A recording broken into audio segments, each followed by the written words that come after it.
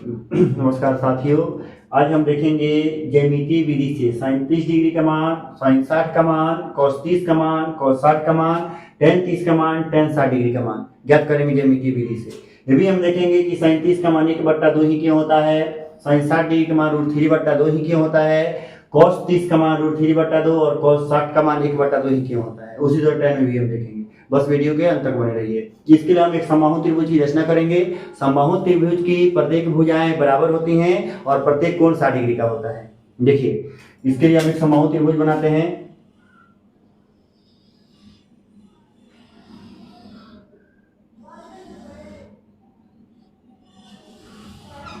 समबाहु त्रिभुज में इसका हम नाम दे देते हैं, यहाँ पे ए, यहाँ पे बी और यहाँ पे सी। प्रत्येक भुजाएं बराबर और प्रत्येक कोण 60 डिग्री का होता है। तो मान लीजिए कि 60 डिग्री ये भी हो जाएगा, 60 डिग्री ये भी हो जाएगा और 60 डिग्री ये भी हो जाएगा। इसमें हम क्या करेंगे, यहाँ पे एक लंब खींचेंगे और यहाँ पे लंब डाल देंगे। तो लंब जो आएगा वो 90 डिग्री का, तो लंब का नाम हम रख देंगे डी। हो गया। अब देखिए, ये भुजाएं और ये भुजाएं, तीन भुजा बराबर है। अगर हम इसको यहाँ से यहाँ तक ले, अगर हम इसको x मानते हैं तो आधा ये हुआ तो आधा ये हुआ तो ये भी x हो जाएगा।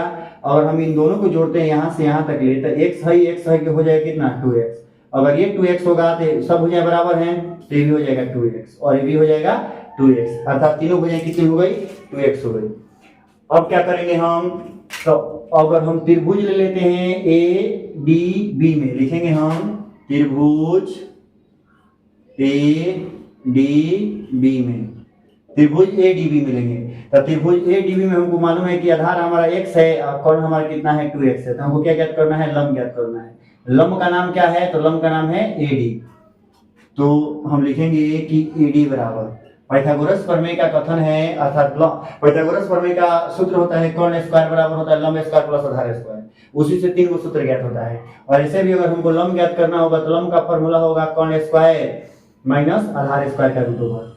तो हम लिखेंगे हमारा लंब क्या है एडी, तो एडी बराबर हो जाएगा कर्ण का नाम क्या है, तो ए बी। तो लिखेंगे हम ए बी के स्क्वायर, कर्ण के स्क्वायर में सब क्या घटा लेंगे, आधार घटा लेंगे। तो आधार का नाम क्या है B D, B D square.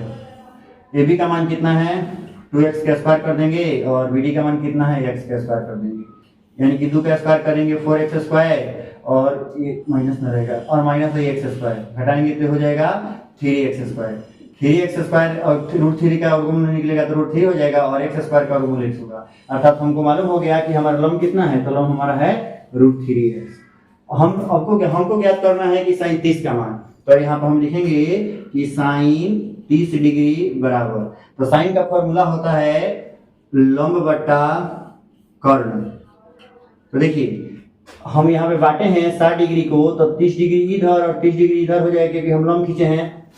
30 degree इधर 30 डिग्री उधर, तो sin 30 का मान, तो सामने वाला भुजा लंब कहलाता है। तो ए के सामने क्या है, तो ए के सामने है बी डी। तो लंब बी डी है तो बी डी में कितना है x है, तो लंब की जगह पर रहेगा x और कर्ण क्या है, तो कर्ण आपको हम बताइए कि कर्ण ये है तो 2x हो जाएगा कर्ण, यानी कि x से x कट जाएगा, ऊपर कुछ नहीं तो 1 है और नीचे हमारा 2, यानी कि sin 30 डिग्री का मान कितना होगा 1/2 प्रूफ हो गया। उसी तरह से हमको sin 60 डिग्री का मान चाहिए, तो sin 60 डिग्री का फॉर्मूला तो वही होगा, फॉर्मूला होगा लंब बटा कर्ण। अब हमको 60 डिग्री देखना है, तो 60 डिग्री यहाँ पे है, तो 60 डिग्री यहाँ पे, तो लंब सामने वाला भुजा लंब कहलाएगा, लंब ये है, तो लंब का नाम क्या है एडी। तो एडी का मान कितना दिया है, तो √3x। तो यहाँ पे हम लिखेंगे √3x और कर्ण की जगह पर क्या है, कर्ण की जगह पर है 2x। तो लिखेंगे हम 2x, x से x कट जाएगा यानी कि √3/2। sin 60 डिग्री में √3/2 हो गया। उसी प्रकार हम cos का निकालेंगे, तो लिखेंगे हम cos 30 डिग्री। तो पहले 30 डिग्री में आएंगे, 30 डिग्री यहाँ पे है, cos 30 का मान सामने वाला भुजा क्या कहलाएगा लंब। लेकिन cos का फॉर्मूला होता है आधार बटा कर्ण।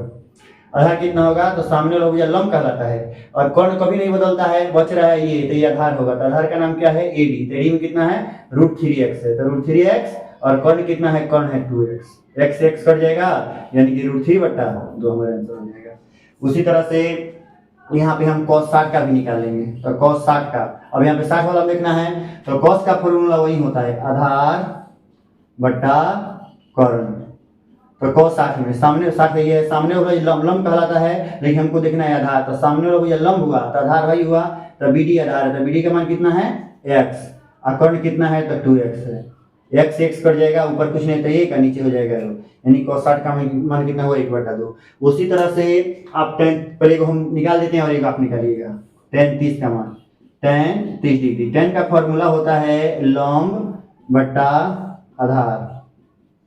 देखिए तो अब tan 30 में देखना है, सामने वाला भुजा लंब कहलाता है, लंब है BD, BD का मान x है तो यहाँ पे x हो जाएगा और आधार क्या होगा तो ये लंब है, कौन नहीं बदलता है तो बच रही, आधार हो जाएगा √3x, तो यहाँ पे लिखेंगे √3x, x x कट जाएगा, ऊपर कुछ नहीं रहेगा, नीचे है √3, यानी कि tan 30 का मान हो जाएगा 1/√3। अब आप tan 60 डिग्री का मान बना के हमको कमेंट बॉक्स में बताइएगा। वीडियो पसंद आई हो तो लाइक शेयर जरूर करें। धन्यवाद।